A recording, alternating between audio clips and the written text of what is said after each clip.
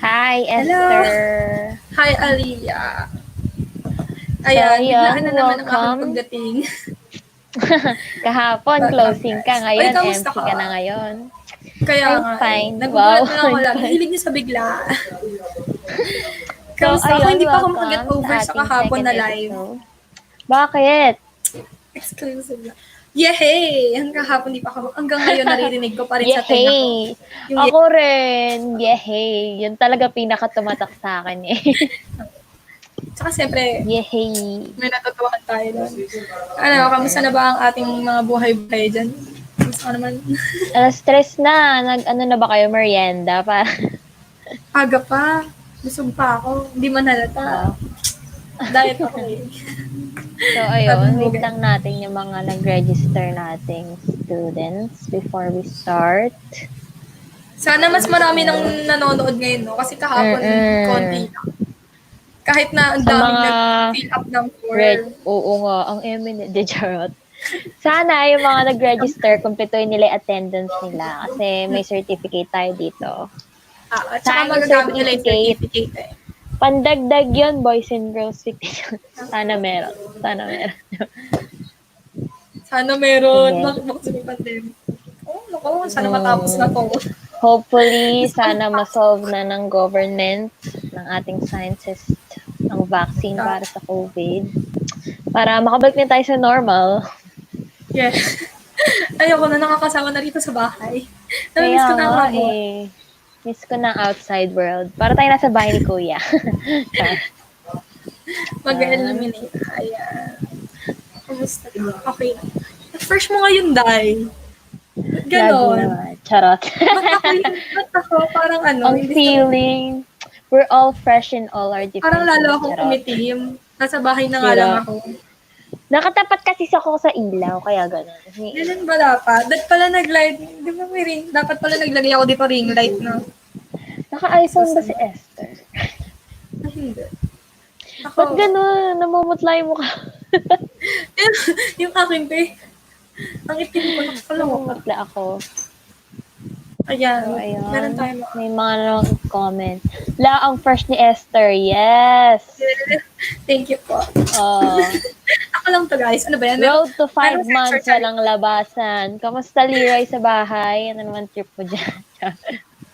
Yan, basta tayo ng comments dito. Go, Busy-busy siya kakanood ng Esther! ating mga lives. Go, Esther, Si sabi Leo, ng president top fan. niyo. Ayun, reads naman eh. Hindi ko sa'yo. So, ayan. Tingin pa tayo ng comments dito. Ba't ang fresh ng host? Kami lang po ito. De, charot. Guys, ano ba? Bakit ang dami nag-appear sa likod ko? Nakakaloka. Ikaw ba yan, Magulo ang- Esther? May picture sa likod? Ay, never again. Tsara, hindi ako yan. Si ate Ay, hindi yan. ba ikaw? Kala ko ikaw eh. Mas maganda ako dyan. Saan yung Esther, kita? hindi na muna ako naligo. Ano daw? Dahil sa'yo. Sabi ni Maria. Hi, Maria, Beles. naku, Maghanda best ka na. friend, Maria. Ay, nako. Nararamdaman ko na magsiscreenshot ng si Juan Marco Dionisio. Wag ganon, guys. Wag ganon. Marco! Hindi ako prepared. Sama na ugali mo. So, Hindi ako prepared, ayun. guys. Baka mamaya mag-trip na naman dyan ng mga screenshot. Marami na ba tayong viewers dyan? So, let us formally start our second episode. Good afternoon, Ramayanians. I am Aliyah Beles, the SSG Secretary, and we are today for the second episode of our exclusive leadership training. Good afternoon, guys. I am Esther Clemente, the Campus Integrity Crusaders Public Information Officer. So, before we proceed, let us hear our prayer led by Esther. Okay, let's bow down our heads as we feel the presence of our Lord. Lord, we thank you for this day, for giving us such opportunity to be able to proceed with what we have to do amidst the pandemic. We thank you, Lord, for giving us enough strength as we go through this. Lord, we pray that you will guide us and give us enough knowledge and wisdom as we do our online leadership training. We thank you for this day and we honor you, Lord. Amen. So, ayan. Thank you for Ayan, the sinolo-layout na prayer. naman nila ako. Now, for our opening remarks, we have Sophia Soreda, the Vice President Internal of Campus Integrity Crusaders. Yan, Sophia. Hi. Solo-layout. Okay, magandang umaga, Ramon. Rinig ba ako? Rinig naman din. Arinig ka. Okay. Tanghali na po. Okay, tanghali. Magandang tanghali. Magandang hapon, Ramonians. Ngayong ika-29 ng Hulyo 2020, sa oras na alas 3:30, ay formal natin sisimulan ang ikalawang episode ng Exclusive Leadership Training. Pinasasalamatan natin ang aktibong partisipasyon ng mga opisyales ng Supreme Student Government at ng Campus Integrity Crusaders. Pinasasalamatan din natin ang mga speakers na nagbuhos ng kanilang oras at effort para sa programang ito. At syempre, di natin magagawa ang programang ito kung wala ang ating mga gold, silver at bronze sponsors. at ang aming campus at ang aming advisor na si Mr. Christian George F. Alam naman natin lahat na tayo ay may kinakaharap na isang pandemya na tiyak ay may malaking epekto sa ating mga buhay. Malamang tayo ay nakaranas na rin ng mga panahong wala tayong magawa or boring na tayo sa buhay, gano'n. Like kain tulog na lang, gano'n. Kaya hinihikayat namin kayo na mag-participate sa aming exclusive leadership training hanggang dulo dahil tiyak na mayroon kayong matututunan at mas mapapaunlad ninyo ang inyong mga natatanging galing sa pamumuno. Ito ay isa rin sa mga maaari niyong gawin or pagkaabalahan upang upang hindi kayo ma-boring sa bahay at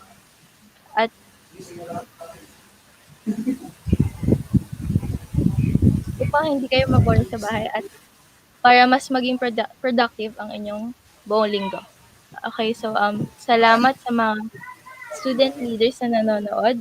Salamat sa okay, di ko alam kung ilan na. Okay, salamat sa mga student leaders na nanonood.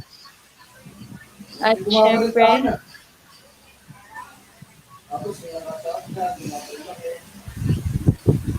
sana ay may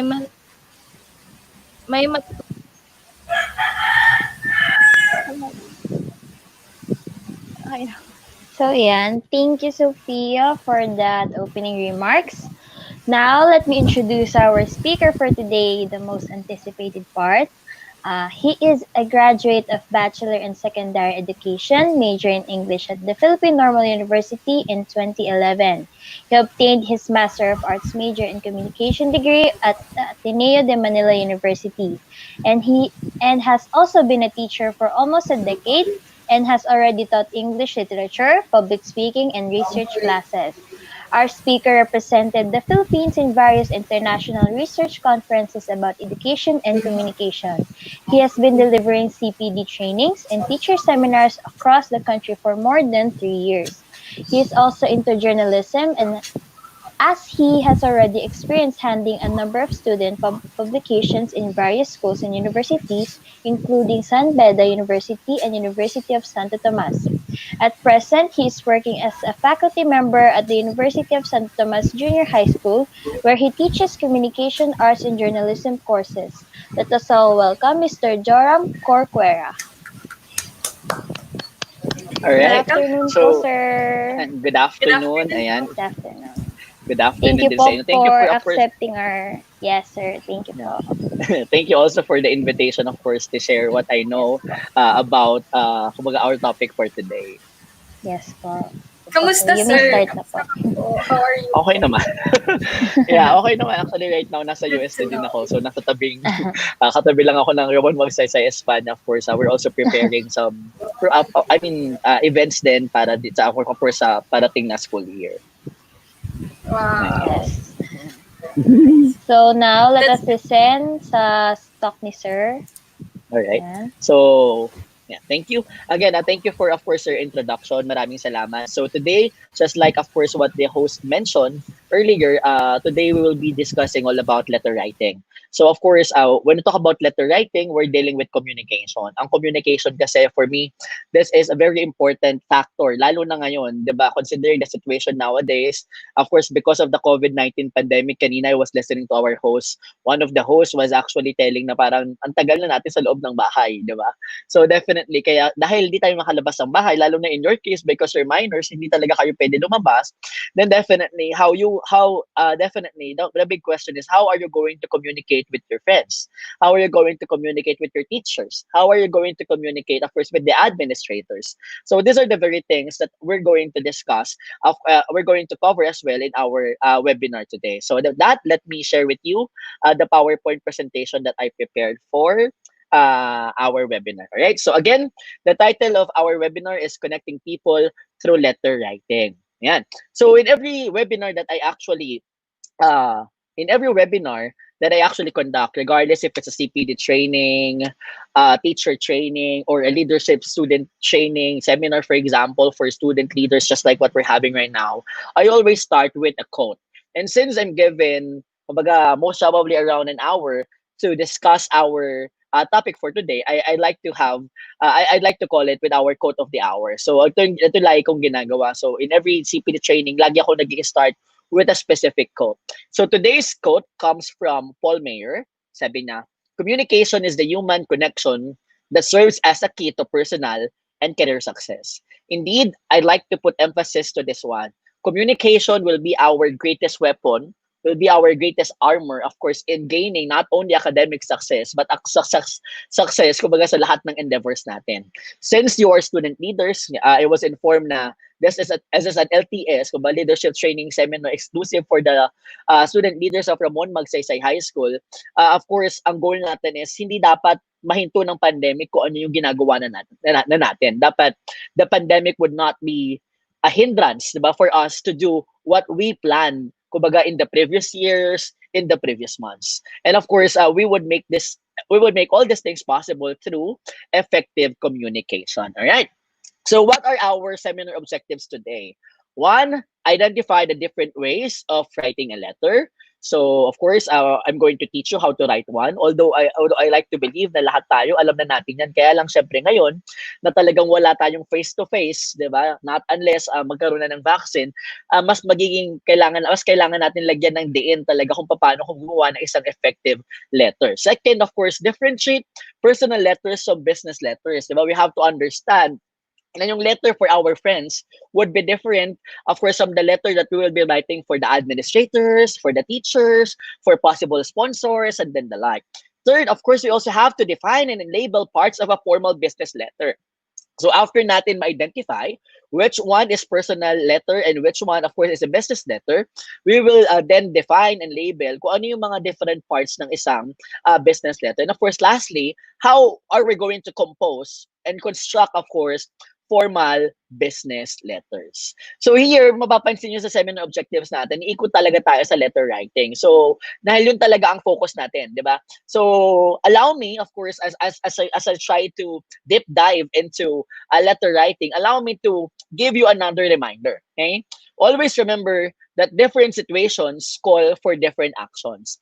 In other words, if you're writing, for example, for a friend, it must be done in a different way when you're writing for an administrator. If you're writing for a teacher, it must be done in a different way whenever you're writing, for example, for your mom or for your dad, for example. Kapag, kunwari, for example, medyo may love life, inspiration, crush, di ba? Iba din yung way ng pagsulat ng love letter sa isang personal, as sa isang business letter. So these are the very things that we have to remember. However, of course, tatandaan natin, actually, even before COVID-19 pandemic, ito naman na tayo, di ba? Okay? Ito naman na tayo, di ba? Right now, of course, all of us are surrounded with different forms of technology, di ba? Lahat tayo, of course, may Twitter, may Instagram, nag-i-Skype, right now, nag-Zoom, ngayon, nag-i-StreamYard, YouTube, and then the like. So, specifically, lahat tayo, of course, into social media, di ba? Lahat tayo may, gaya na sinabi ko kanina, karamihan sa atin may Twitter ako, may Instagram, may LinkedIn, may Snapchat, may Facebook, and then the like.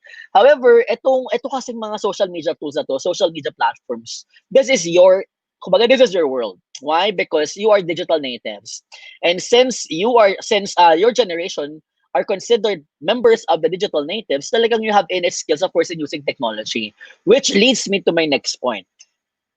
This specific communication tools, this specific social media tools, you're using these things as your main communication tools, diba? Right now, for example, whenever you need to talk to your, for example, co-officer for a specific project, what they do is either you send an email or you message this person sa Facebook. Diba kadalasan nag-resort tayo sa Facebook because yun nga mas dominant talaga yung paggamit natin ng social media. But we must understand that siguro for our co-officer pwede yan sa Facebook. Pero paano kunyari, for example, principal ang kakausapin natin? Should we message this specific persons in Facebook, in social media? Ito yung mga bagay na dapat natin tandaan. Alright? So, now, of course, since we're talking about social media as well, you also use the social media tools, gaya na sinabi ko kanina, for communication tools, specifically, of course, for writing. But the question is, why do we write? Bakit nga po ba kailangan natin matuto magsulat? Diba? What good does writing bring? Ano bang dahilan? Bakit tayo nagsusulat? Diba? So, here.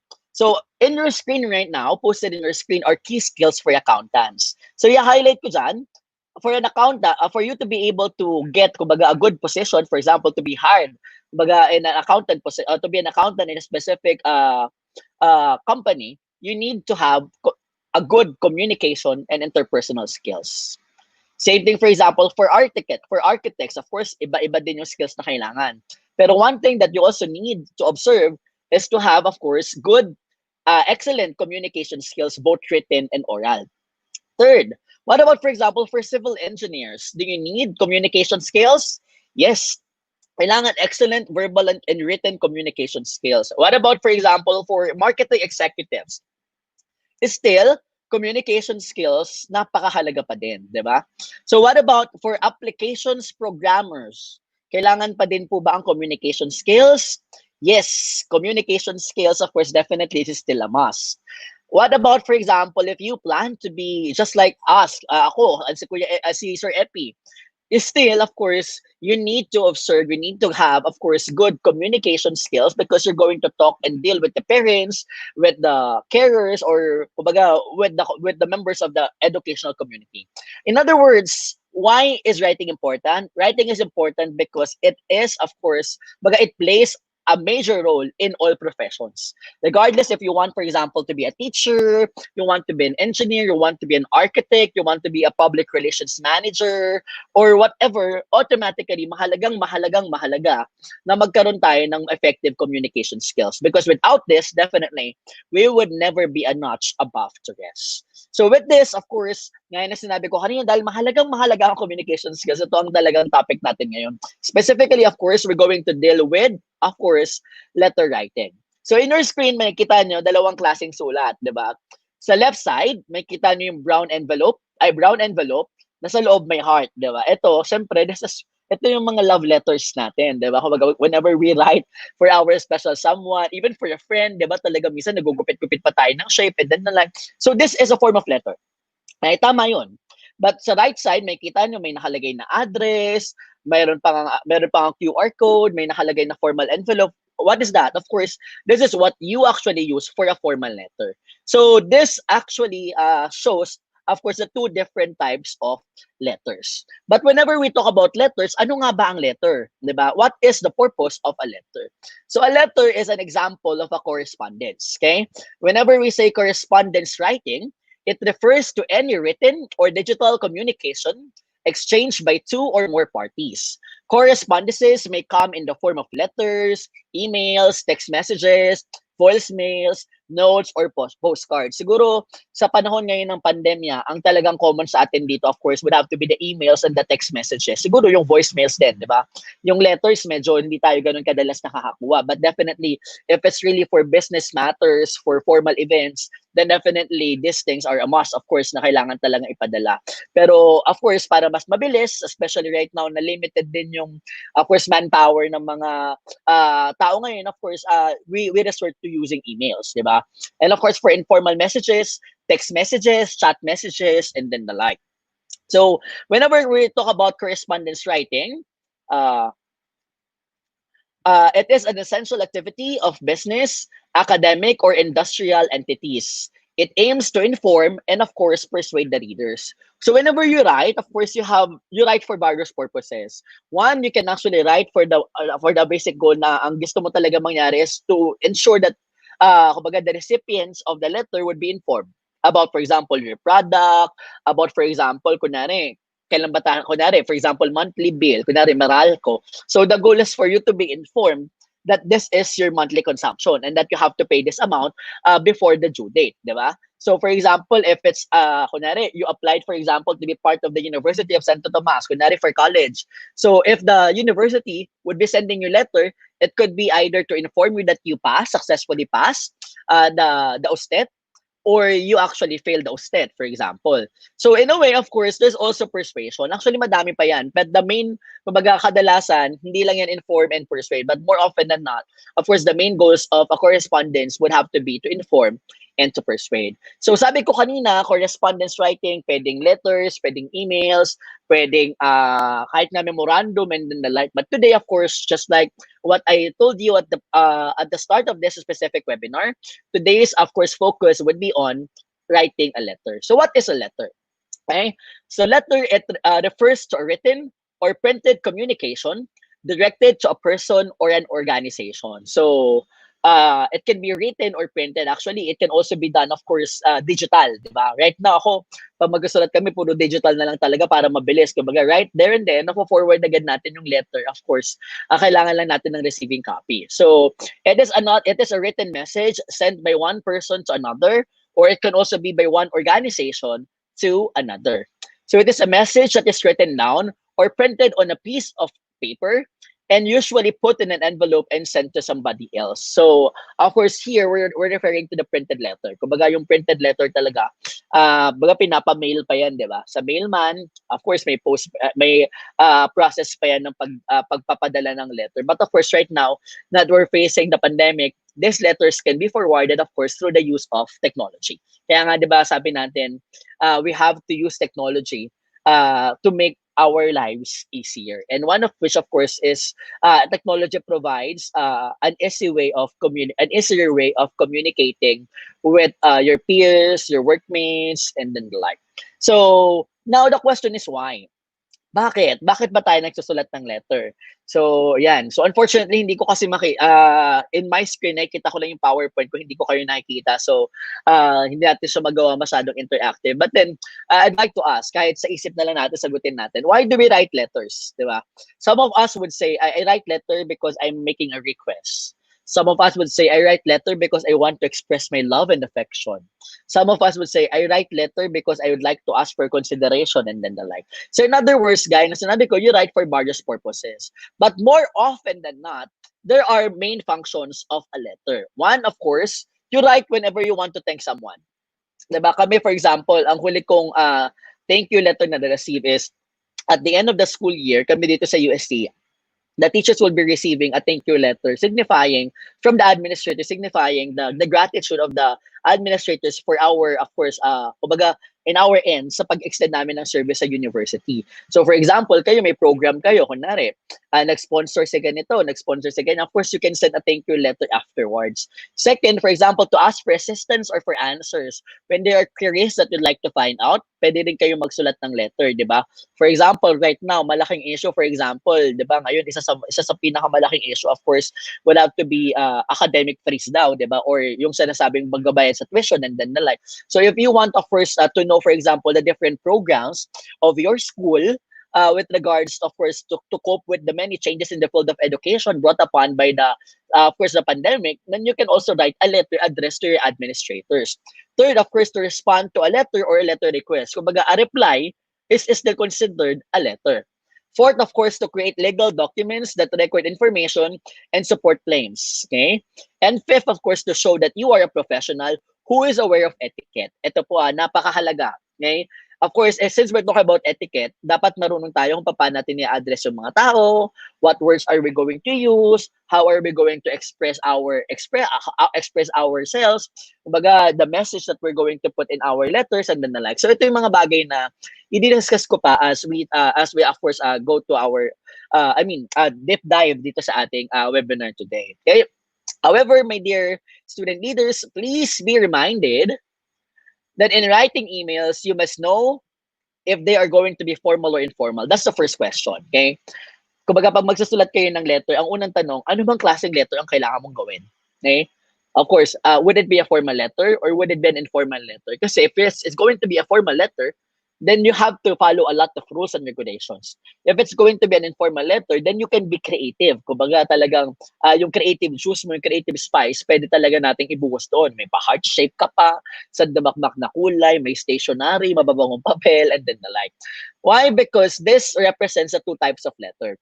Formal letters are also known as business letters. So this is the kind of letter that we actually use whenever we are talking to, for example, our workmates, kumbaga, we're proposing projects to the administrators. For official documentation, business letter yan. Okay?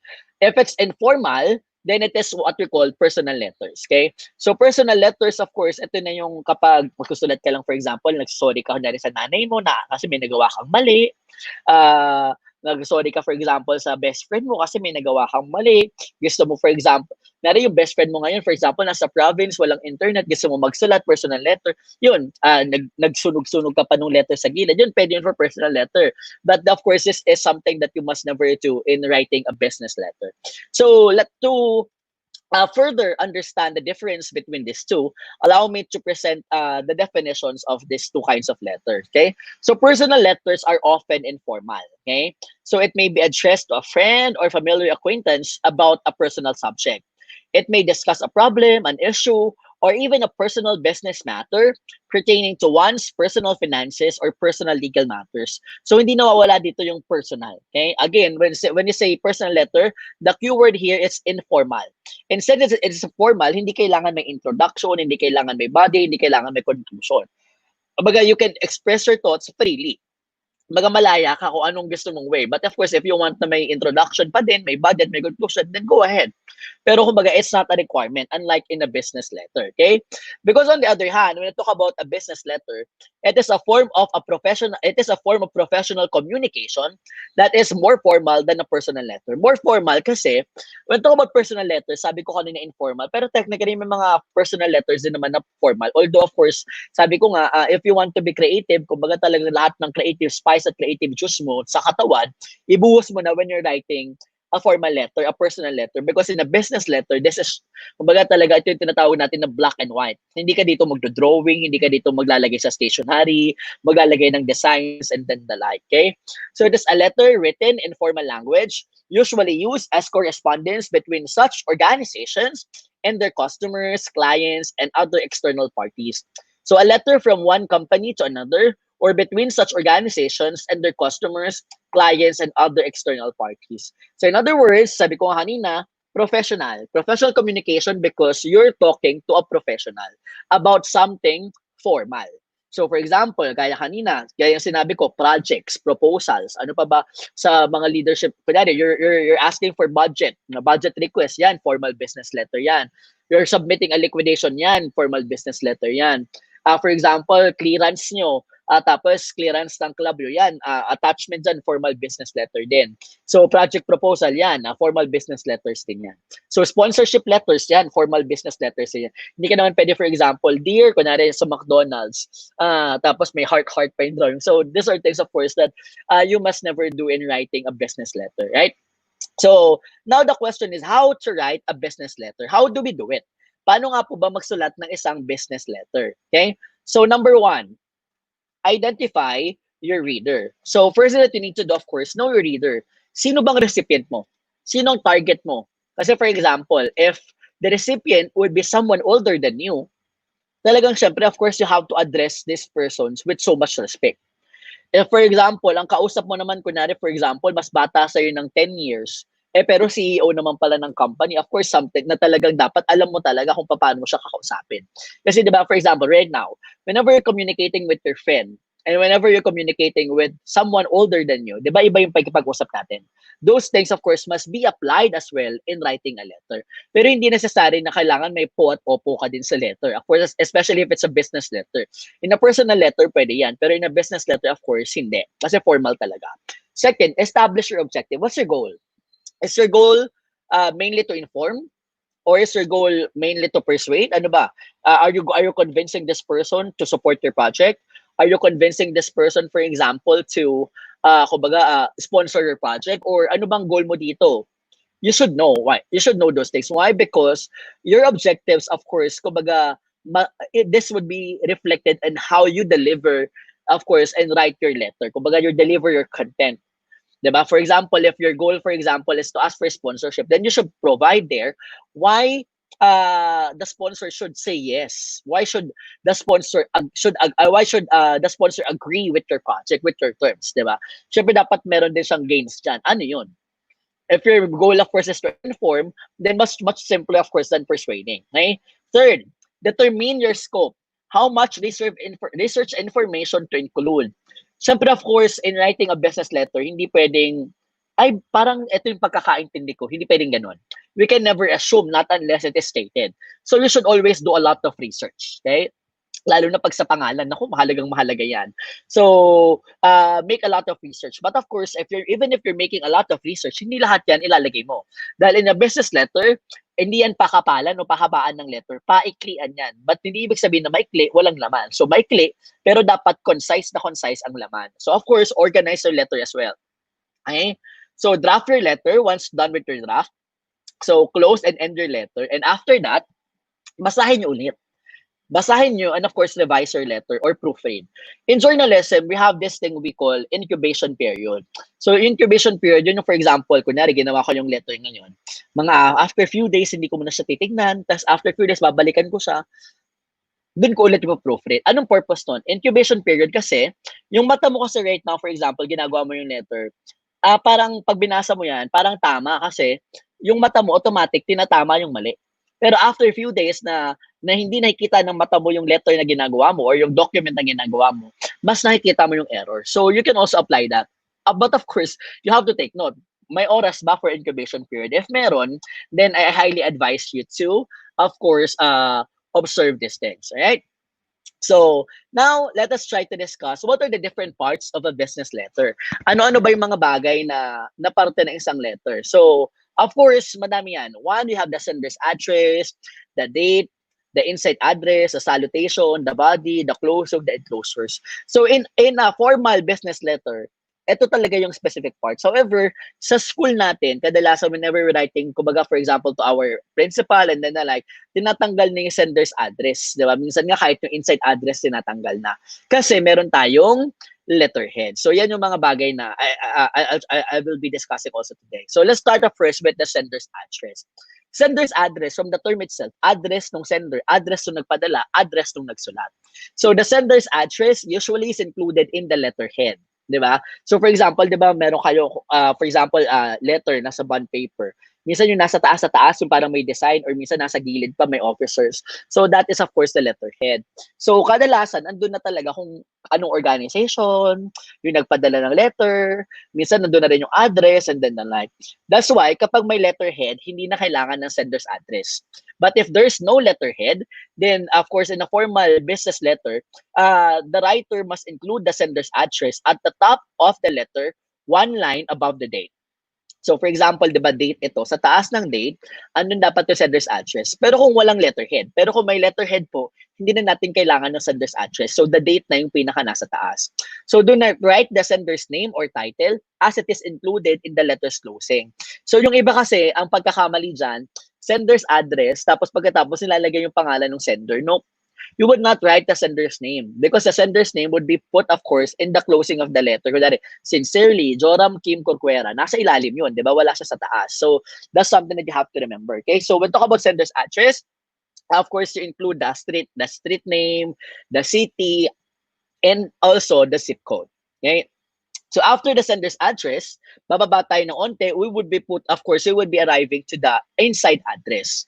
So inside address, the inside address is the recipient's address. So kanina, address ng sender. Ito, address nung magbabasa ng letter. Address nung recipient ng letter. So it is always best to write to a specific individual at the firm to which you are writing. If you do not have the person's name, do some research by calling the company or speaking with the employees from the company. So kadalasan, di ba, for example, kunyari, we're asking for a sponsorship. So kunyari, McDonald's, lagyan nila McDonald's, di ba, Incorporated, tapos Philippines, kunyari, Quezon City, Philippines. Hindi ideal yon. Why? Because as someone, of course, who's writing a business letter, it is always best that you actually make a research para alam mo kanino mo ina-address talaga yung letter. So, syempre maraming times hindi natin kilala. That's why you have to do a lot of research. Sometimes ang ginagawa natin kapag ganito, tawagan mo yung company and ask kanino mo i-address yung letter if ever you'll be writing, for example, so that you would know. Okay?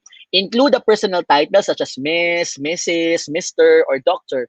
Follow a woman's preference in being addressed. Ano bang mas gusto na? Miss, Mrs., or Miss? If you are unsure of a woman's preference in being addressed, kunyari hindi mo natanong, hindi mo alam, gamitin mo na lang Miss. Bakit? Kasi, of course, gamitin mo na lang Miss kasi kahit Mrs. naman yan, pwede mo pa rin tawagin Miss. Pero kung Miss yan, matinawag mo Mrs., magagalit talaga yan, di ba? So, of course, however, if for example, yung sinusulatan mo, doktor na, then you can already address these things using a doctor. However, of course, usually, kadalasan pag ganyan naman, people would not mind being addressed by a higher title than they actually possess. Kunwari, for example, kunwari ako abogado, ako attorney ako kunwari, hindi mo ko in-address as attorney, I would feel bad. Di ba? Parang, bakit hindi ako in-address as attorney? Pero for example, kunwari, kunwari, nag-bar exam ako pero hindi pa ako attorney. Nilagay mo attorney. Siyempre, I wouldn't feel bad kasi it's something, kumbaga, you address me with a higher position. So, okay lang yun. Pero, hindi mo ko i-address in a lower position. Okay? Kaya dapat talaga, sino ang recipient ng letter mo, sino ang audience mo. Okay? So, the inside address begins one line below the date. So, sender's address, date, inside address. It should be left justified, of course, no matter what happens. Okay? Which format you're using, for example, if you're using block, full block, semi-block, modified block, which I would be discussing later on. Next would have to be the salutation. So the salutation, or what we call the greeting. So use the same name as the inside address. So for example, kunyari sa taas, Mr. Joram Kim Corcuera, faculty member, University of St. Tomas, and the like and so on, so forth. Ngayon, anong magiging laman ng salutation? The Dear Mr. Corcuera. So same name. Okay? So if you know the person and typically address them by their first name, it is acceptable to use the first name. So for example, kilala mo naman ako, okay lang, Dear Sir Joram. Pero if you know, for example, na kumbaga is really formal or wala talaga tayong connection masyado, then it is highly advisable to just use my last name, my surname, followed by a colon. So for example, Dear Sir Corcuera or Dear Mr. Corcuera, colon, if it's formal. Pero pag personal letter, Dear, for example, Dear Joram, comma. Again ha, comma kapag informal, kapag formal, colon. Okay? So after the salutation, leave one blank. So again, what about for example, hindi mo alam yung gender? Kunyari, for example, Joram, di ba? May mga Joram na babae. For example, Kim, kasi Joram Kim ako. Kunyari, Kim. Kim Atienza is a man, di ba? Kim Chu is a woman. So anong gagamitin mo? For example, hindi mo alam. So pag ganun, pag hindi mo alam, ilagay mo na lang, for example, Dear Kim. Diba? Just use the name. Do not use Mr. and Miss para at least hindi mo offend. Kasi baka mamaya tinawag mo Miss, tas Mr. naman pala, di lalo nagalit yan. Kumbaga, umpisa pa lang ng letter, imbes na matuwa sila, mabibwisit sila. So of course, but of course, these things can be avoided through research. That's why you really have to understand that knowing the person you're writing, of course, the person who would be the recipient of the letter, napakahalaga po yan. So that's something that you must always address. Next, of course, is the body. So the body for block and modified block formats, single space and left justify each paragraph within the body of the letter. Leave a blank line after each paragraph. So mamaya ipapakita ko yung block and modified block format. Pero kadalasan pag sinabi mong body, single space lang yan. Hindi na tayo gumagamit ng double space, ng 1.5. Laging single space lang, tapos left justified. Pero kapag, for example, modified blank, may indentation. Pero pag full block tayo, wala nang indentation. So ano po yung i-advise mo? Ang i-advise ko po, of course, is to use full block. Wala nang indentation. All left justified. So, pag tinignan mo yung left side ng papel, andito lang lahat. Okay? So, when writing a business letter, be careful at to remember that conciseness is very important. Again, gaya ng sinabi ko kanina, this is not a matter of how lengthy your letter is. What matters is gaano kalaman yung letter mo. Hindi yan pakapalan, di ba? Kundi kumbaga dapat nga, mas onte, mas maikli yung letter, much better. Pero dapat syempre, of course, hindi nakaka-apekto yung ikli niya to the point na hindi na naintindihan ko ano yung purpose ng letter. Okay? So, in writing a letter, ito yung suggestions ko. Okay? In the first paragraph, consider a friendly opening. So, for example, in Catholic schools, ang gagawin nila dyan, praise be Jesus Christ, di ba? Kaya sa mga non-sectarian, good day, good morning. Mas nadala yung good day kaysa good morning. Kasi paano kung hapon na binasa or something like that. So, the next paragraph should begin justifying the importance of the main point. So, for example, kunyari sabihin mo, sabihin for example, for example, the Quinian, the official publication of the University of Santo Tomas will be hosting, for example, Myriad 2019. Myriad 2019, for example, is an event that aims to ganito, ganyan, and so on and so forth. So justifying, ano yung main point mo? And the new few paragraphs contain your justification with background information and supporting details up until you reach the point, ano ba yung purpose nung writing mo? For example, sabihin ko doon parang, The Quinian, the official publication of the University of Santo Tomas Junior High School, aims, for example, to promote transparency, excellence to the student body. With this, we're planning to host Myriad 2019, a campus journalism seminar for example, exclusive only for the student journalists of the National Capital Region. Tapos sabihin mo na, for example, in line with this, we would like to ask for approval to allow us to conduct the specific seminar, ganito, ganyan, and defend. Tuloy-tuloy na defend. So, of course, you're going to introduce first ano yung halaga. And then, doon ka dumiretso sa ano yung punto mo. 'Di ba? For example, if you're asking for sponsorship, ganun din. Kumbaga banggitin mo muna yung project before asking for a sponsorship. Pangit naman pag, for example, tinatanong mo na yung approval niya pero hindi mo sinasabi kung para saan. 'Di ba? So those things are some of the things that you have to remember. Next, of course, is the complementary clause. In the complementary clause, you have to remember that the closing begins at the same vertical point as your date and one line after the last body paragraph. So same yan. If it's left justified, andun din, kahilera lang niya. So capitalize the first letter of the first word only. For example, sincerely. Kung sincerely yours, ang capital lang, yung S, hindi na capital yung Y. Okay? So leave 4 lines between the closing and the sender's name for your signature. So paano kunyari, for example, hindi nakasa 4 lines kasi mahaba yung letter. Ako pag ganun, syempre, mas maganda rin na 1 page lang kaysa may iwan sa second page pero pag ganun, binabawasan ko na. Pero in ideal business letter, talaga dapat 4 lines. So if a colon follows a salutation, a comma should follow the closing. Otherwise, there is no punctuation after the closing. So kapag colon nyo, for example, Dear Sir Corcuera, colon, dapat sa sincerely, comma. Pero for example, Dear Sir Corcuera, kunyari, comma nilagay mo doon sa sincerely, kahit wala ng comma. Okay? So, that's for the complementary clause. Pero pwede mo ang kadalasan nilalagyan naman ng comma talaga palagi. What about, for example, if you have enclosures or attachments? So, pag sinabi natin enclosure, ito yung mga enclosed documents along with the letter, attached documents along with the letter. For example, the resume. So, pag ganito, ilalagay mo lang, you just indicate, for example, enclosures and below the closing. So, as an option, you may list the name of each document you are including in the envelope. For instance, if you have included many documents and need to ensure that the recipient is aware for each document, it may be a good idea to list the name. So, minsan, for example, like attachments, kunyari, attachments, for example, project proposal. Tapos sa baba, for example, liquidation, blah, blah, blah, and then the like. Solicitation letters, for example, recommendation letters, kunyari ganun. So, sa enclosure yon. Okay? Next, of course, we're going to have the signature line. So, in the signature line, this customarily includes a middle initial but does not have to. Women may indicate how they wish to be addressed by placing Miss, Mrs., or Miss, or similar title in the parentheses before their name. So the signature line may include a second line for a title if appropriate. The term by direction in the second line means that a superior is authorizing the signer. So, by direction. Pero kadalasan sa atin ang ginagamit, di ba? Noted by. So, approved by. Di ba? Sabi, for example, here sa UST, ang ginagawa namin, sincerely, and then ang naka-address doon would have to be the student leaders. And then noted by nung club advisors or club moderators. And then approved by kung sino man mag-aaway. For example, is the principal, the regent, or minsan rector, or for example, Office of Student Affairs, and then the like. So, the signatures start directly above the first letter of the signature line and the space between the close and the signature line. Use blue or black ink. Again blue or black ink kasi is formal. Pero ako, I advise black tayo palagi pag ganito. Although may mga specific talagang forms na kailangan blue. Pero for formality's sake, black and white, talagang black and white lang lahat. So you use black ink. Alright? So that's for the signature line.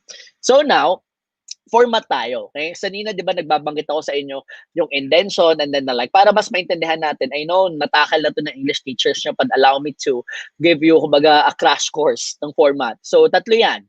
Block, modified block, and semi-block. So, if it's block format, pag tinignan natin, block format, yung nasa right side, lahat nasa left justified, di ba? Starting from the date to the up until the signature line, lahat nasa left side. Kapag semi-block, for example, yung first paragraph ay yung paragraphs ng body naka-indent. Pag modified block, ang sender's address right side, pati yung complementary clause at yung signature line. But the rest is left justified. So specifically, again, for block format, ito yung talagang ginagamit more often than not in a business letter. Okay? So using this format, the entire letter is left justified and single space except for a space, for a double space between paragraphs. Siyempre, one paragraph, tapos na. E di enter ka ng dalawa para at least next paragraph. Pero again, lahat ay left justified. So ito yung ina-advise ko na gamitin nyo. Kami, ito lagi namin ginagamit. Next is modified block. Yung modified block nasa the body of the letter and the sender's and recipient's address are left justified in single space. However, yung date sa yung closing paragraph, complementary clause at yung signature line naka center point to going to the right side. So kapag for example, modified block. Okay? What about if it is semi-block? Pag semi-block, para siyang modified block. The only difference is that each paragraph of the body is indented instead of left justified. Diba dito sa modified block, lahat talaga naka-left justified maliban dun sa, of course, date and yung complementary clause and then the like. Dito, yung first paragraph, second paragraph, or kung 5 paragraphs yung body, basta body, naka-indent siya palagi. Okay? What about the font? Are we allowed to use different fonts? Depende yan actually. Kunyari ang school nyo may specific format na sinusunod, kailangan sundin nyo talaga. Pero more often than not, the general rule there is that the font should be readable. Kumbaga, hindi siya yung tipong may curl, hindi siya yung tipong, for example, ang daming cheche-boreche. Kumbaga, kaya nga kadalasan accepted font would be TNR or Times New Roman, size 12 kadalasan, although other fonts would be Arial, Tahoma, yan yung mga kadalasan na ginagamit. Okay? So when choosing a font, always consider your options. If you're writing to a conservative company, you may want to use Times New Roman.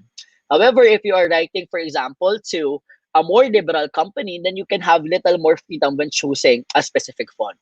Okay? So again, it would depend to your recipient. Ano bang target ng recipient? Ano bang tingin mo ang bagay para sa recipient mo? Pero kapag hindi ka sigurado, I suggest stick to Arial or Times New Roman. Right? What about punctuation? Okay? For punctuation, after the salutation and closing, sabi ko nga kanina, use semicolon if it's formal. If it's not formal, use comma. And doon naman sa salutation, comma lagi pagkatapos. Kumbaga, kapag doon sa complementary clause, comma lagi sa dulo. Okay? So in some circumstances, you may also use a less common format known as open punctuation. So for this style, punctuation is excluded after the salutation and the closing. So pwede rin namang wala. Kasi tawag doon is open punctuation. So walang comma, walang colon. After the, for example, dear Mr. Corcuera, sincerely, walang comma, walang colon. That's also possible. Because that is what you call open punctuation in letter writing. Right? Spacing. Ito po, mahalaga to ha. Date. After the date, one line. After po nan, inside address. After the inside address, one line again. Then of course, dear, kanino? And after nun, one line again. And then first paragraph, after, one line again. Second paragraph, after, one line again. Third paragraph, after, one line again. Kung may fourth paragraph pa, fourth paragraph and then one line. After that, of course, sincerely, the complementary clause. And then before the name of the person who would be signing, 4 lines yan. Tapos after nun, signature line, and then the name, the possession, and then bago ka maglagay na enclosure or attachments, 4 lines ulit po yun. That's of course, abaga the ideal setup. Pero kung hindi kasha, dun talaga tayo nagbabawas. Pero kung tatanungin nyo kung ano talaga yung main format, this is how we do it. Okay? So writing tips. Now, nandito na tayo sa last part ng ating webinar today. So writing tips. 1, know the context. Important details, the 5 W's and the reader of the letter. Sino ba ang sinusulatan natin? Ulitin natin kagaya ng sinabi ko kanina. Pangalawa, ano ba ang goal ng pagsulat natin? Are we aiming for persuasion? Are we aiming for approval? Are we aiming for recommendation or whatsoever? Second and third, pagsamahin ko ha, be direct and simple as much as possible. Shorter sentences are easier to understand. So ito po, tandaan nyo, people. Conciseness is the key. Gaya ng sinabi ko kanina, let me just reiterate, it's not a matter of pahabaan. It's a matter of kung sino ang marunong mag-summarize para at least malaman yung letter pero hindi kailangan na mahaba.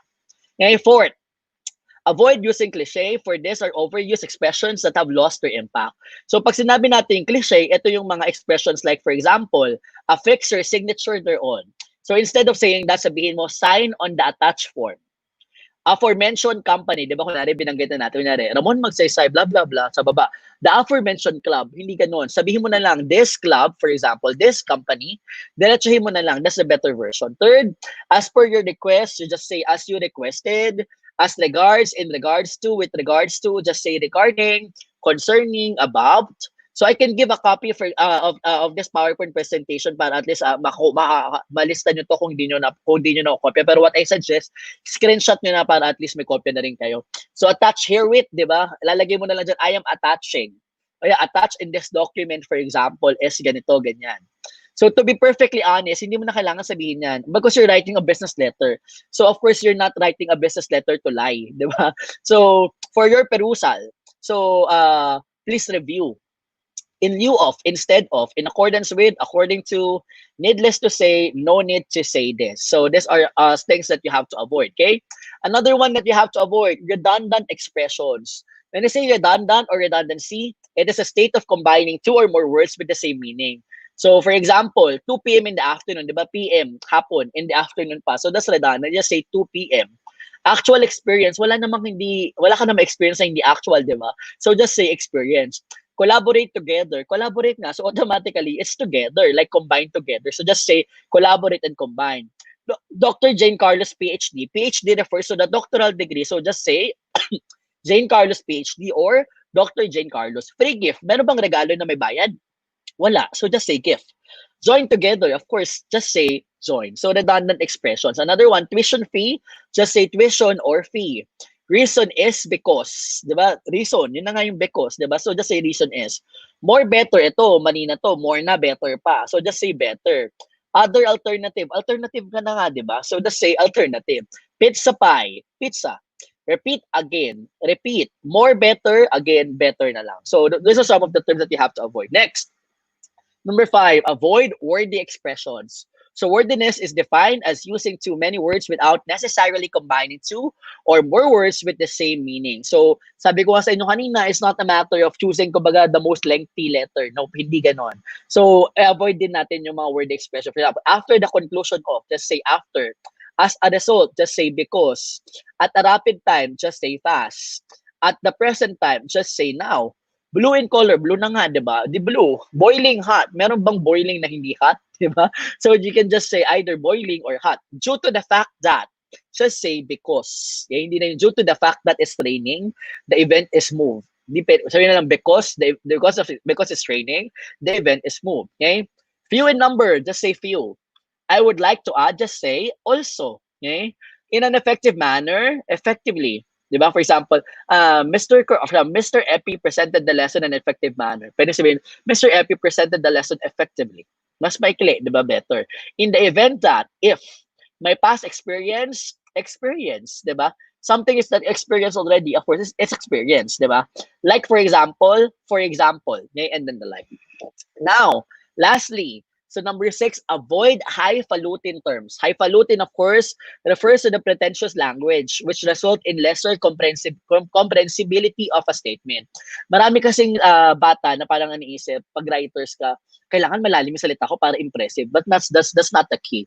You write letter because you want to communicate. And if you want to communicate, you need to be understood. And if you want to be understood, don't make it hard for your readers to understand your message. Send the message plain and simple. Okay? So, affluent. Instead of saying affluent, just say rich. Archetypal, just say typical. Cognizant, just say no. Commence, begin. Diba? Conflagration, fire. Corrobate, confirm. Erstwhile, former. Expedite, speed up or rush. Insinuate, suggest. Palpable, obvious. Perfunctory, routine. Pragmatic, practical, transpire, happen, and wilts while. So these are some of the terms that you need to avoid, but definitely madami pa dyan. Kumbaga, isipin nyo na, pag medyo mahirap intindihin yung word, look for a simpler term. Open the thesaurus and get another term that you are to use. All right? So, and lastly, of course, put statements in positive form. Readers are usually dissatisfied with being told what is not. Hence, it is better to write even a negative form a negative statement in positive form, minimizing the use of not. Again, you have to avoid, kumbaga yung not. Dapat laging positive yung atake natin, proactive. So, for example, it does not often come in time. So instead of saying not, just say she usually comes late. The witness is not honest. Just say the witness is dishonest. The letter she submitted is not important. The letter she submitted is insignificant. So again, avoid po natin yung paggamit ng salitang not. Alright? And ito na talaga, last na writing tip. Avoid gender bias word or sexist language. Use words that are free from gender prejudice and unfair assumptions. Words must not influence the audience in any particular or unfair direction. Siyempre, di ba, mahal. Si Sir Epi nyo talagang padating sa mga gender sensitivity, talagang very, kumbaga number one yan. So, this is something that you must also avoid. Kadalasan, for example, instead of saying chairman, di ba, chairman kasi is lalaki, di ba? Chairperson, salesperson, congressman, just say legislator, kasi daw ay congresswoman. Spokesman, just say spokesperson. Foreman, just say supervisor. Stewardess, flight attendant, waitress, di ba? Waitress, babae, waiter, lalaki, server na lang. Policeman, di ba? Policewoman kasi. So, police officer. Fireman, firefighter, man-made, manufactured, businessman, business executive, manpower, workforce. So, in other words po, you also have to be very sensitive whenever you're writing a letter. You must always, kumbaga, try to imagine, if you were the reader, what would you feel? Diba? So, yan yung mga sekreto natin sa pagsusulat. So, again, to summarize everything that I made mention today, mahalaga that you must be able, of course, to address the needs and the wants of the reader. So, in other words, kailangan, kilala mo talaga sila. Kailangan, alam mo talaga kung ano yung gusto nila at alam mo yung ayaw nila. Alright? So, I hope you were able, of course, to learn some things from our webinar today because this is already the end of our presentation. Maraming salamat. I hope in today's webinar natuto tayo kung paano hindi lang magsulat, natuto tayo at nakita natin yung halaga, of course, ng communication, especially nowadays that we're facing a pandemic. Okay, thank you po. Salamat. Yan. Thank you po, sir. Marami po talaga kami natutunan na pwede po namin ma-apply sa paggawa namin ng mga letter. Yes. Ako rin po personally, ang dami ko natutuhan kasi, di ba, nagpo-post ako sa page namin. So, ang dami ko natutuhan. Thank you, Mr. Corcuera, for that wonderful talk about the connecting people through letter writing. So, to everyone who is watching this, if you have questions that you want to clarify or thoughts that in this orientation today, feel free to comment down below your thoughts and questions. Me, the CICPIO, and the SSG Secretary, Alia Beles, will read your comments. Yes. So, sa mga students na nanonood, comment na kayo. Okay. Tanong kay sir. Meron. Ayan. Thank you daw po, sabi ni Rit. From Ritz. Ayan, maraming salamat. Sana marami kayo natutunan today. Ayan, thank you din, President daw naman yun. Sir, ako muna po habang wala pa naman yata questions. Ano yun? What are your thoughts po about sa mga taong, kasi di ba po sometimes kapag essay writing contest, halimbawa, merong limit or merong yung words na dapat mong isusulat. What are your thoughts po sa mga taong pinapahaba po yung isang word kahit redundant na gano'n? Or para lang mapahaba, para lang makompleto po yung nasa essay? Ako kasi, not to mention, I have been invited already for a number of competitions. Nag-judge na ako ng mga essay writing talaga in the life. So ako, to be honest, I don't really look dun sa length. Kasi one, you have to understand that hindi naman talaga, aminin natin, hindi talaga lahat binabasa. Di ba? Mga dapat, ay mahalaga talaga na you have to make it simple. Gaya nung sinabi ko kanina, why do you write? You write because you want to send a message. Why do you write? You write because you want to express your emotion. So if you want to express your emotion, if you want to make your readers understand whatever kumbaga you're saying, whatever you're feeling, then you must make it presentable. And then kumbaga, you have to understand na technically, we don't have all the time in the world. So, you have to make it simple for your audience. Kasi kung gagawin mo komplikado yan, definitely, we don't expect, of course, everyone to read a 100-page letter, di ba? Kumbaga, kung mas maikli yan, definitely, mas mataas yung chances na babasahin. Kumbaga, you stick to what is significant. Hindi naman kailangan lahat i-discuss mo sa isang pagsusulat eh. Ayun. Maging on point. So, wag na Yes. paligoy-ligoy pa. Diretso na tayo dun sa Yeah. point natin. Mhm. Ganun. Okay. Okay. May tanong ba dyan? Do we have questions naman? Ang daming Yay! Ang dami natutunan kong ni Juan natutunan. Marco. Yay! Yes. Thank you Thank you so very much much, too. sir. Wala ba kayong questions, guys? Hi, Leroy. Alam kong baka may tanong ka dyan. Ah, Okay.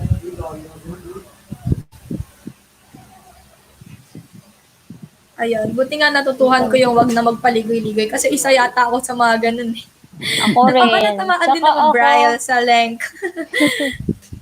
minsan pag nagsusulat, gumagamit din ako minsan Gora ng kung unfamiliar pahaba. words. Wag pala yun, wag. X. Oo. Para mas Nagdi-dictionary maintindihan. pa ako. Similar Ako rin eh. words. X pala yan. Kunyari, Okay. Ito po from matalino-talino. Eliza Arbues. How important is writing pronouns and starting it in a capital letter? Actually, yung pronouns naman, of course, you have to understand, syempre, unang-una, before the pronoun, there should be antecedent, di ba? Yung pronoun antecedent agreement, napakahalaga na. The antecedent must also as always come up first before the pronoun. Sa capitalization naman ng pronouns, of course, kina-capital lang naman yan kapag I, di ba? Pero for example, he, she, it, they, kakapital lang yan pag first letter ng sentence. Pero if it comes in the middle, hindi na yan ika-capital. Ha? Yun lang. Yes. Oh, remember Yan. that, guys. Kapag From Leroy. I, capital. Yung kay Leroy. Sir, I have problems with reiterating, tama ba? Information unnecessarily and trying to figure out how to move on to the next point. Any tips with that? Thank you. Write an outline. Okay, thank you, Leroy. Write an outline. Kumbaga, outline mo. Ano ang gusto mo mangyari? First paragraph, ito ilalagay mo. Second paragraph, ito ilalagay mo. So, pag nalagay mo na doon, you have to stick. Ano ba yung lalagay mo sa second paragraph? Ito lang. Third paragraph, ito lang. So, hindi ka na mag-reiterate. Hindi ka na magpapaulit-ulit. Kasi, you have, of course, an outline. Kaya minsan kapag talagang, for example, medyo nahihirapan ka pa sa organization, the first step talaga is to make an outline. Parang Noted yun plan sa akin. muna bago Yeah. mag-start. Secretary pa mo Grabe. naman ako. Lagi akong Ang dami ko gumagawa talaga ng documents. natututuhan. Ang dami ko talaga natutuhan. Grabe, sir. Thank you po. Natumating ka sa buhay Thank you namin. din. Salamat sa invitation. mag improve na po yung mga letter namin. Sige. Okay. Any questions, guys? Ba't ayaw nyo magtanong? Bakit tayo masyado silang nalinawan na agad kahit hindi na magtanong. Masyado na mali. What? Oh, nagsusearch siya ng stories. From Eliza Hindi, Arbues ulit. I'm gonna edit the stories I write after this webinar. Kung ano bang mas Ayan. nun? Sa Good capital luck daw. sa Charot. iyo. Comment lang yan. Questions. So, Last 3 questions na lang tayo. Ayan. Guys, go na. Sayang yun. Paano po malilesen ng writer's block? Alam mo, ako, yung writer's block kasi na yan, talagang yan ang kalaban natin lahat, di ba? Even in campus journalism, yan ang kalaban namin. Pero ako kasi, ang like kong sinasabi talaga, gaya nung one, of course, you do not write before, before you start writing, you must do research first. Diba? Whenever you're supported naman with specific information na kailangan mo na, ang dami kasing papasok. Hindi yung nagsimula ka na magsulat, tapos saka mag-research. Kasi sasabog talaga. Kasi parang, nagsulat ka na, tapos biglang may nakita ka na naman sa research mo, uulit ka na naman. Diba? So, of course, kumbaga, support yourself first with the information that you'll be needing. After that, gawa ka ng outline. Pagkatapos magawa ng outline, start writing. Make a draft. Pag nakulangan ka pa, revise. Draft, edit, revise, hanggang sa makontento ka na talaga. So, that's how you do writing. Oh my gosh, ang galing Trial mo and error naman talaga ang pagsusulat. It's something that you cannot master overnight. Kumbaga talagang, it takes time din talaga to, kumbaga, fully develop the skill talaga ng pagsusulat. Lalo na ng letter writing. Relate na relate tayo, Esther, ah. Ito po, journalist ka daw po ba, sir? Right now, I'm the publication advisor ng isa sa mga school papers dito sa UST. So, ayun. Ito, from Helena. Hi sir, Okay, so, pwede niyo po ba hi, mai-share kung sir. ano po ang makakatulong sa mga mahilig magsulat na mas lumawak pa yung vocabulary nila? Thank you po. Ako isa lang naman ang secret diyan. If you want to kumbaga expand kumbaga yung talaga yung baon mo, kumbaga yung dictionary sa utak mo, read. That's a secret, read. Mm. Kumbaga basa lang talaga ng basa. Kapag nagbasa ka na nagbasa, you would be encountering a lot of words na bago sa'yo. One is either kumbaga dalawa lang gagawin mo dyan. Either one, you analyze the meaning based on context clues na maintindihan mo rin yung words, sooner or later ma-adapt more. Two, of course, you try to refer to the dictionary and research for the definition of these words. So, yun. Mm. Yeah, tama. So, dapat lagi tayo may dictionary sa ating tabi, guys. Okay, thank you everyone for dropping down your comments. But sadly, this will be the last question that we will entertain. Drop your last Yan. question. Isa na lang. Ayan. From Leroy Leoncio. When I try to avoid using the same word over and over again, I tend to use more complicated words instead. How can I alleviate? Solve the problem. Yes. You have to understand that each word, kumbaga kahit synonyms yan, may binabagayan na context yan. 'Di ba? For example, sinabi mong beautiful, 'di ba? Sinabi mo for example na kumbaga kunwari charming, 'di ba? Pag sabi mong cute, for example, binabagayan yan, 'di ba? For example, kumbaga pag sabi mong beautiful, mas bagay yan for example for a lady. Pag sinabi mong cute, mas bagay yan for example para sa mga mas bata. So baga, you also have to consider the connotations of the words in choosing the best words that would fit your specific write-up. So, of course, the denotation of the word, the dictionary meaning of the words would be very important. But since, of course, kumbaga, culture din naman minsan para at least makita mo ano talagang words sa babagay, you also have to consider the connotative meaning of each word. So, sana makatulong yung part na yun para at least makita mo, ano ba yan? Neutral ba yan? Positive ba yung definition niya? Negative ba yan? Bagay ba siya sa context na to? And then the like. So, yun. Ano lang naman yan writing lang, sulat lang talaga sulat, basa lang ng basa, and of course, you'll be able to develop fully your skills. Mm. Akala ko yung read beautiful lang na word tayo. bagay sa Esther. Hindi pala. Sa lady pala. So, ayan. Thank you po, sir, for that, for Thank answering you our too. question. Now, for the awarding of the certificate. Yan, may certificate po tayo. Yan. For the awarding of the certificate, I'll hereby read the certificate. Certificate of Recognition is awarded to Joram Kim Corcuera in distinct acknowledgement of his valuable contribution as guest speaker to the exclusive leadership training bearing the topic of connecting people through letter writing given this 29th day of July 2020 at Ramon Magsaysay High School, Manila. Signed by Christian George Epi, the project head advisor, and Ruby Ardenofra, the Ramon Magsaysay High School, Araling Panlipunan Department Head. Yan. Thank you po, sir. Thank you. Picture po Salamat Thank tayo. din. you, Thank you sir. so Sino much. Thank gustong you. Dami-daming mag-screenshot dyan? natutuhan. Thank you. Salamat. Picture, Screenshot nyo to. picture. Screenshot nyo. Ayan. Yan. Thank you So, din kay Sir ayun, Epi thank sa you po, invitation. sir. Salamat. Okay. Yes Thank you. po. It's an honor. Yes. Thank you po. Okay. Asa na ba? Sadly, this is the end of our leadership training for today. Thank you, everyone. Thank you to everyone who joined and watched our live for today. And thank you, of course, to Mr. Corcuera for that talk. And to those students who are watching this, thank you all so much. We would love to give you... wala na si sir. Wala na si Magpa-plug sir. sana. Iniwan na tayo ni sir. Wala na si sir. Yan. So, for may the call closing on remarks, Ritz De La Rosa, the president of the Campus Integrity Crusaders. Ritz. Hi po. Rich De La Rosa, Paging Ritz De La Rosa. Closing remarks. Hi, hello. Baka gusto mo mag-closing, Esther. ako magko-closing. Speaker ako. Wala na ba siya? Okay, sa masyado ng maraming time ang ating nako-consume. Wait lang, nag-chat na ang ating Okay. president. Anong sabi ni Ritz? Hindi raw siya informed. Hindi informed ang president. Sige, magko-closing na po si Esther Clemente. Yan. Ako na lang ang magko-closing. Mm-mm. Okay. Thank you everyone for watching our live for today's second episode. And siyempre, so lalayout na naman ako. Thank you sa ating Yes. speaker. Napakaraming natutuhan. seryoso, magagamit natin lahat yan dahil mga True. future leaders and leaders tayo. Okay guys, sana abangan nyo pa ang susunod nating mga episodes sa buong linggo na ito dahil siguradong katulad ngayong araw, marami rin tayong matututuhan. Okay, gusto ko rin magpasalamat sa ating sponsors, mga dear sponsors. Nung muna na ang ating gold sponsor na Screen Cap. Panoorin nyo yung live nila sa Saturday. Like their page and their IG. Ay, follow them on IG din.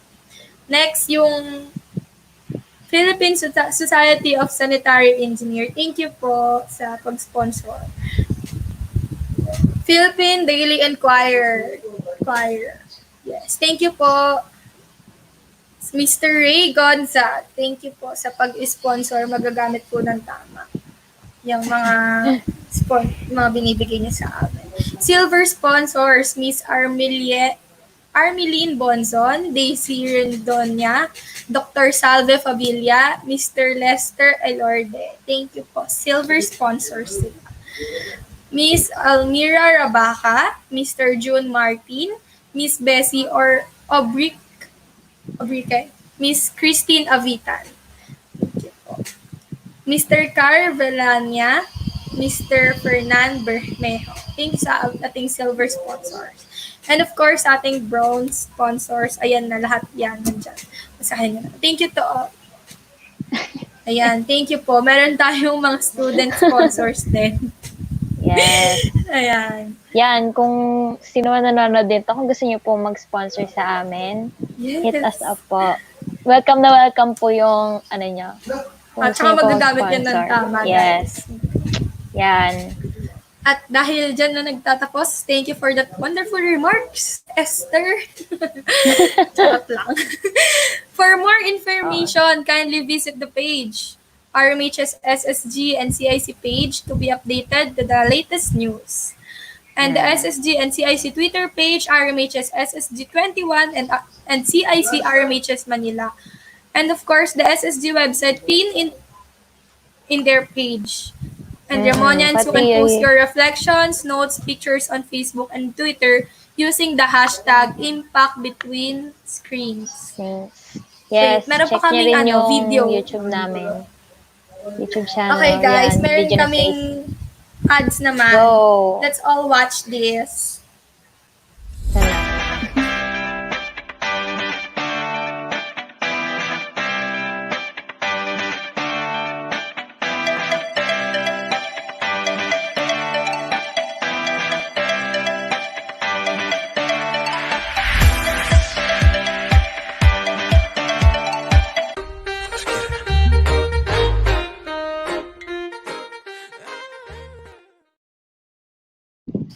Ay, ayan na. Yan. Ayan. Tapos na. Sali kayo sa Gulayan Sali kayo sa nila. CIC. 1K, pwede kayong manalo. So, ayan. That will be Okay. our second episode of our exclusive leadership training. See you again tomorrow. Sana makomplete niyo yung attendance. At sana may Nice natutunan kayo ngayon na may a-apply nyo sa everyday nyo. Yun lang. Bye! Thank you. See you tomorrow. Plastic ko. Bukas makikita nyo ulit.